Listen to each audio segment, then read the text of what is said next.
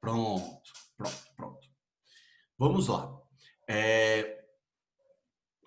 Vi não, Zac, mas a gente conversa. Deixa eu terminar aqui. A gente tinha parado na quarta-feira falando sobre o anticomunismo, né? Dos regimes fascistas, ou dos regimes totalitários que a gente vai ter na Europa a partir desse período, certo? Eu dei o exemplo de como os nazistas perseguiam os comunistas e mais na frente, quando a Thalia der aula de Segunda Guerra para vocês, a Thalia vai ficar com Segunda Guerra, certo? Com vocês. Vocês vão perceber que a invasão da Alemanha na Rússia em 1941, que ficou conhecido como Operação Barbarossa, certo? Ela tem um cunho muito, mas muito anticomunista, certo? Então, os nazistas, eles levaram comunistas para os campos de concentração, mataram comunistas, eram contra os comunistas, e o discurso de ascensão do Hitler foi todo anticomunista e antissemitista, certo? Eles também eram antiliberal, certo? Porque eles queriam que houvesse um Estado forte que controlasse as coisas. Isso não significa que não houvesse capitalismo, certo? O capitalismo continuava a existir nos regimes totalitários, ok? De extrema-direita, certo? Mas eles não eram liberais. E aí eu quero que vocês separem os dois conceitos. Por favor, pessoal, é muito importante. Uma coisa é você ser liberal e outra coisa é você adotar o sistema capitalista. São duas coisas diferentes. Eu posso ser capitalista e não ser liberal, certo? O que o nazismo era um capitalismo não liberal. Tudo bem? Então ele era tanto anticomunista quanto era antiliberal. Mas ele era capitalista. Também havia a concepção de um partido único, ou do unipartidarismo, que é o que o Partido Nazista vai fazer em 1933. E só para iluminar vocês, porque eu quero trazer um processo histórico em cada conceito que ele está, em cada característica que ele está dizendo aí, para vocês verem como era o unipartidarismo de um regime totalitário. Vocês já sabem como era na União Soviética, porque eu já dei aula de Revolução Russa para vocês. Mas na Alemanha nazista, pessoal, o que o Hitler fez foi o de tocar fogo no Reichstag, que é o parlamento alemão da República de Weimar, certo? E a partir dessa queima, houve a abolição de todos os partidos e o único partido que passou a existir foi o Partido Nacional Socialista, que era o Partido Nazista, certo? Aí vocês têm aquele símbolo, aquela bandeira, a águia, a suástica, aquele símbolo que vai ser o símbolo do governo nazista também vai ser o símbolo do partido nazista. Uma coisa e outra, aí elas estavam bem juntas, certo? Estavam bem juntas. E por último, mas não menos importante, a gente tem o culto ao líder, certo? Não, Edu não gosta não, Edu estava brincando naquele dia. E a gente tem o culto ao líder, certo? Que no caso do nazismo a gente tem, logicamente, a figura do Hitler, como vocês sabem, e é muito importante a questão do culto ao líder, porque o culto ao líder cega, ok? O culto ao líder cria uma cegueira, digamos que racional nas pessoas. E muita gente se pergunta, por exemplo, para mim, enquanto professor de história, como é que aquela galera da Alemanha naquele período se deixou levar por Hitler e se deixou levar por isso ou por aquilo e tudo mais? Gente, não faltam exemplos históricos em outros países que para gente ter como exemplo, certo? É importante vocês prestarem atenção que a gente tem, quando a gente está falando de aspectos políticos e de querelas políticas, O discurso é muito importante e a forma com que ele é manipulado e dito para as pessoas ela é muito importante. A gente tem, na Alemanha nazista daquele período, a formação de uma bolha, certo? De uma bolha. Uma bolha econômica, uma bolha política, uma bolha social. Porque existia o controle dos meios de comunicação e dos meios de propaganda pelo regime nazista, ok? Os nazistas passaram a controlar todos os meios de comunicação, que no caso era a rádio daquele período, certo? A gente ainda não tinha TV, como nem os vídeos, como os meios de comunicação de massa, certo? O meio de comunicação de massa daquela época era a rádio.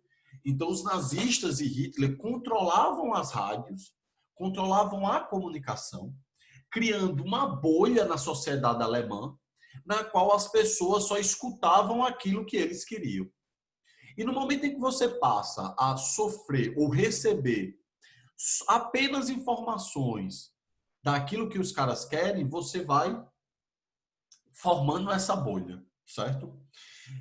É parecido com hoje, mas não é hoje, certo, pessoas? Eu quero que a gente não cometa o anacronismo nesse sentido. A gente tem um contexto atual muito forte de parecimento, mas não é igual, porque a gente tem, logicamente, a internet, a gente tem aí, na verdade, o que a gente tem, do ponto de vista digital, são várias bolhas. Por quê? Porque, pessoal, quando a gente está falando de discurso político e de debate político, a gente tem que falar para vocês de uma plataforma, de um local onde esse debate político vai ser feito. Todo mundo entende isso? Não dá para você falar sobre política de maneira individual, certo? Não dá para você debater político ou tratar de grandes temas políticos somente na esfera privada. É por isso que existe, ok, uma coisa que a gente chama de debate público ou a arena pública. É onde o debate ele é feito e a melhor ideia é a que vence, certo? O debate público ele pressupõe que todas as pessoas estejam falando o mesmo idioma.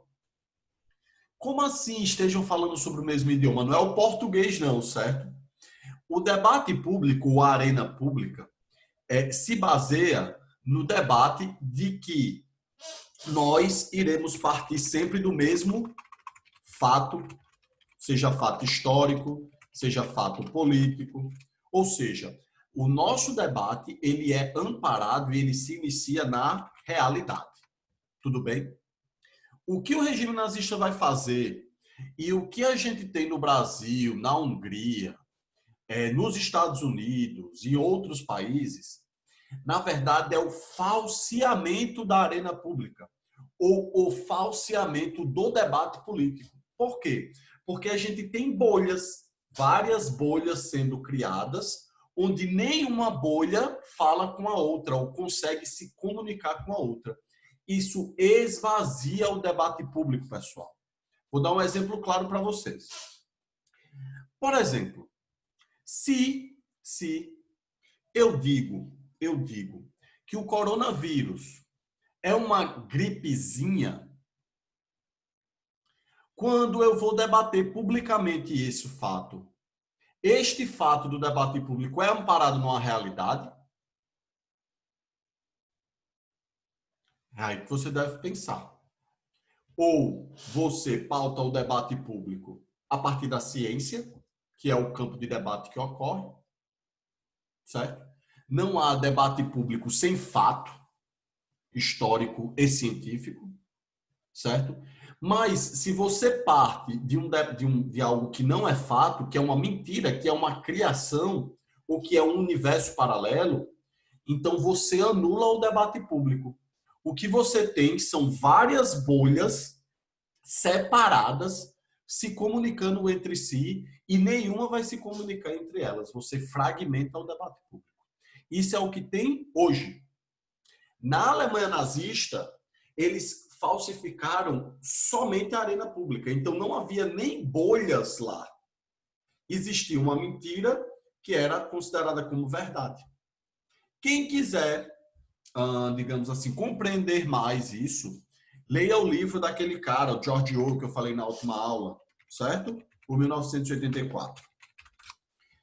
Nesse livro tem uma coisa tão massa, tão legal, que eles chamam de novilíngua, certo? Que é como assim, existe um ministério do governo em que, através da ordem do governo, todo dia o fato pode mudar, ou a realidade pode se transformar. Então, vamos supor que a gente vive em 1984 e que o Brasil é 1984.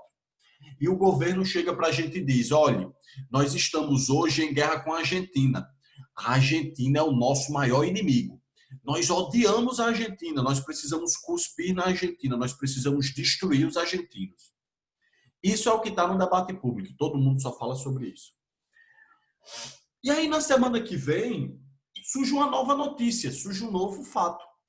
E aí o governo vai dizer, quem? Não, ninguém odiava a Argentina. Quem a gente odeia é o Uruguai. Vocês estão viajando na maionese, pessoal. A gente sempre odiou o Uruguai, não foi a Argentina, não. Cuspam na Argentina, vamos falar mal da Argentina e tudo mais. Ou seja, há um falseamento do debate público, porque ele não é mais baseado em um fato. Ele não é mais amparado numa realidade. E é isso que os regimes totalitários pretendiam. E é isso que os regimes totalitários faziam. Então, Hitler fez isso na Alemanha, no momento em que ele perseguiu os antissemitas, ou no momento em que ele falsificou o debate público, afirmando que os judeus eram culpados pela guerra ou pela derrota alemã na Primeira Guerra, certo? Você tem isso com Stalin. O Stalin, ele vai modificar os livros de história. Ele vai mandar queimar alguns livros de história e vão mandar ser feito outros para falsificar o debate. O Stalin vai ser tão, digamos assim, sui generis, esperto nessa coisa, que ele vai manipular foto, meu irmão. Ele vai tirar Trotsky, vai tirar todos aqueles que ele não gostava das fotos. E a gente está falando isso da década de 30. Imagina hoje, nas montagens que a gente vê, nas montagens que a gente recebe no WhatsApp, nos áudios de médicos que falam, olha, eu sou um médico aqui de Goiânia, aqui, ó. Tô mandando um áudio para vocês porque eu tô puto. Vou falar a verdade é que, ó, não tem ninguém morrendo de coronavírus, não. É pedra nos caixão e tal, e tal, e tal, e tal. Quando você escuta isso, você não tem nem a duvidar. Porque, poxa, o cara tá revoltado. Esse médico realmente é um médico que existe. Existe mesmo? Pensem bem, certo? Esta prática é uma prática muito comum do falseamento do debate público, isso é uma característica totalitária, certo, pessoas? Não esqueçam disso, por favor. Tenham cuidado com os áudios que vocês recebem, tenham cuidado com os áudios que os seus pais recebem, dizendo, eu sou um policial do Rio Grande do Sul e eu vou falar a verdade para vocês. Eu sou um professor de Santa Catarina e vou dizer o que está acontecendo aqui. Aí vem um áudio solto, sem notícia, sem nada. Ou de repente vem só um print dizendo, isso é o que está acontecendo aqui, tal página está dizendo aqui, ou tal jornalista está falando aqui. Sem link, sem contraprova, sem nada. Desconfiem. Desconfiem para vocês não caírem nas fake news de hoje, que foram várias as fake news que foram criadas por essa galera no início da década de 20, certo? Quando a gente está falando do contexto do nazifascismo, certo? A gente tem o início com o Mussolini lá na Itália, certo? Esse modelo de Estado, ele vai ser desenvolvido pelo Mussolini a partir de 1919, certo? Ops. Quem era Benito Mussolini? Benito Mussolini, por incrível que pareça, ele era político do Partido Comunista, que após a Primeira Guerra Mundial ele vai largar o partidão e vai passar a ser anticomunista. E vai começar a defender o uso da violência como forma do Estado assumir o poder. O Mussolini vai criar um grupo paramilitar, que é chamado dos Camisas Pretas, certo? onde os caras vão começar a crescer de poder nas principais cidades italianas, Milão, Gênova, Nápoles, Roma, etc, etc. E a partir desse aumento do poder, com a situação instável política da Itália muito grande após a Primeira Guerra Mundial, passa a ter um apoio do grupo da elite burguesa e da elite econômica ao Mussolini. E à medida em que esse grupo vai passando a ter apoio e Mussolini começa a ganhar força, e o partido criado por Mussolini começa a crescer, o Mussolini vai assumir o poder, certo? Com os camisas pretas. Por isso que o nome é facho. Na verdade, o nome fascismo vem de facho, que é um nome latim, certo? E a gente está falando aí de um momento de fragilidade política dos caras. E aí o facho é um termo latino que é um símbolo de origem etrusca, que foi usado no Império Romano muito tempo, e que era como se fosse uma machadinha, que era o centro do poder etrusco e pá. E aí o Mussolini associou essa figura de autoridade do Império Romano e tinha essa associação, certo? Do Mussolini como uma espécie de herdeiro do Império Romano. E aí, quando ele assume o poder, ele passa a controlar e a exercer um poder totalitário na Itália nesse período. Então, o Mussolini vai ser o primeiro, certo? Mussolini vai ser o primeiro. Depois a gente vai ter o Hitler, certo? O Hitler, como eu tinha dito a vocês, só para a gente relembrar isso um pouco mais rápido, o Hitler ele era um cabo, certo? O Hitler não nasceu na Alemanha, o Hitler nasceu na Áustria, nasceu ainda no Império Austro-Húngaro. E aí a gente tem uma história política, uma treta aí, que depois eu vou contar para vocês, de como a Alemanha surgiu em 1870, certo? Pois é. Todo mundo fala que Hitler é da Alemanha, né? Hitler só se transforma oficialmente em alemão em 1933, quando ele vira chanceler. E aí ele ganha a cidadania alemã e pá. Mas o Hitler era austríaco, certo? Mas lembre-se, a Áustria e a Alemanha, elas estavam juntinhos, fizeram parte do mesmo império. Império Sacro, Império Romano, Germânico. Então, culturalmente, pessoal, eles eram iguais, certo? Usavam o mesmo idioma, por exemplo, falavam alemão. Tinha uma cultura em comum, que era a cultura romântica, de que a identidade das pessoas se dava pela história e pela cultura, pela língua que elas tinham, que é a própria característica do Estado-nação, que eu já trabalhei com vocês, né? Então, apesar do Hitler ser austríaco, não era visto como um problema, tudo bem? Mas ele nasceu na Áustria, certo? Ele vai lutar como cabo na Primeira Guerra Mundial, vai levar... Ai, desculpa. Vai levar um tiro na perna e vai ser afastado. E obrigado, Zac. E aí ele vai começar a sua carreira política, ok? O livro Mein Kampf, ele já é lançado quando Hitler já tinha uma certa influência dentro do Partido Nacional. Mas a sua política e a sua ideologia, desculpe, de combate ao comunismo, de combate aos judeus e tudo mais, ela vai acontecer desde o início da década de 20, certo? Esse discurso de Hitler anticomunista, contra os judeus, né, antissemita e tudo mais, vai estar sendo situado dentro de um contexto histórico, certo? Na Alemanha, de 1919 até 1933, que a gente chama de República de Weimar. Já ouviram falar disso? Da República de Weimar?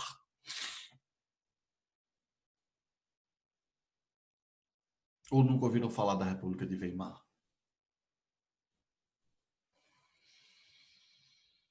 Ai, Neymar, espero que ele esteja dormindo bem, se alimentando direitinho. Espero muito que o adulto Neymar...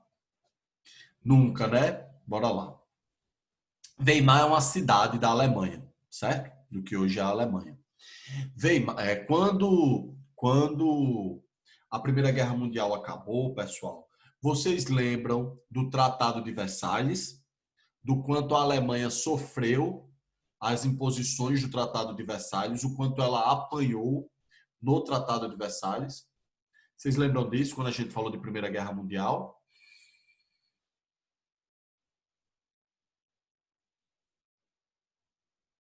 Massa. Oxe, foi Thalia que disse. Thalia não conta.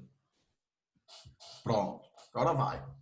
E uma das punições, ou uma das grandes punições que a Alemanha sofreu nesse tratado foi ter o seu império dissolvido. Certo, pessoal? O Império Alemão ele vai ser dissolvido. A Alemanha vai perder posses de vários territórios, por exemplo, o território da Alsácia-Lorena, como eu já tinha dito para vocês. E por causa disso, por causa que a Alemanha teve seu império dissolvido,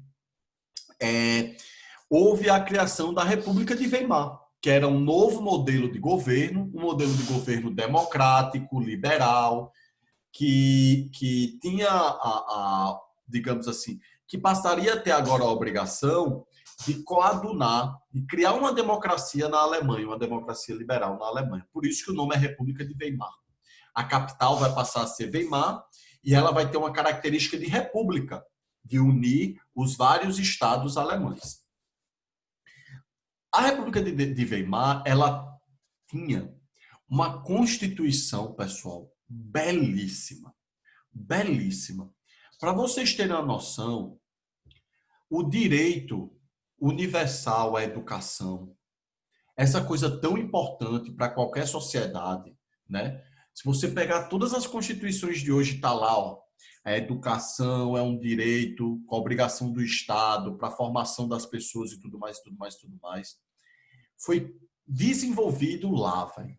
Em 1919, a Constituição da República de Weimar já afirmava o direito à educação das pessoas. Então, ela era uma Constituição, para a época, muito avançada, assim, muito, muito democrática. Só que, quando a gente vai analisar a vida prática da sociedade alemã, a Alemanha estava um caos total. A Alemanha estava muito ruim, né? Muito ruim, muito ruim. Ela estava muito ruim. Por exemplo, existia um fenômeno que acontecia na República de Weimar, na Alemanha desse período, chamado hiperinflação. A inflação é quando a gente tem o aumento dos preços dos produtos ao longo do período de tempo, né? Vocês sabem o que é inflação. A hiperinflação é quando é gigantesco, né? É quando é na casa dos milhares de por cento. Então, se a gente reclamava, por exemplo, na época da Dilma, vocês não lembram, né? Mas aí minha função de historiador é lembrar disso. De 2013 para 2014, o Brasil teve uma inflação de 9,75%, quase 10%. E aí a galera disse que a gente estava com a hiperinflação mesmo, que o Brasil estava desandando por causa disso. Sendo que no próprio período do final da ditadura, a gente tinha inflação de 4, 8 mil por cento ao ano. No primeiro ano do governo Sarney, de 1985 para 1986, a gente teve quase 8 mil por cento de inflação no governo Sarney. Então, pense. Vamos lá. Faça um cálculo matemático aí. Se você tem R$1 no início do ano de 1920, certo? Você tem R$1 no ano de 1920.